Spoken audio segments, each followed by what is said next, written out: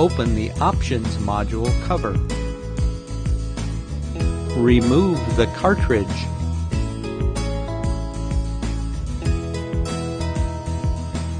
Remove the old rollers from the cartridge frame.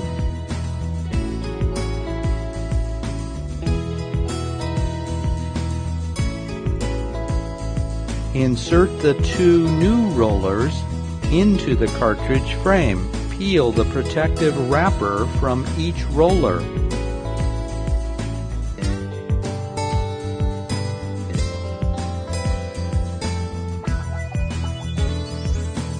Hold the cartridge by the extended handle. Insert the cartridge into the slot. Remove the cassette.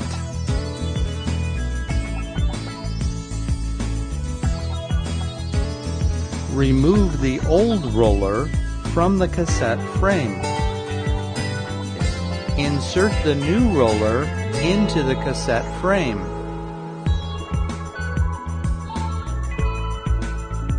Peel the protective wrapper from the adhesive roller. Hold the cassette by the extended handle. Slide the cassette into place. Close the Options module cover.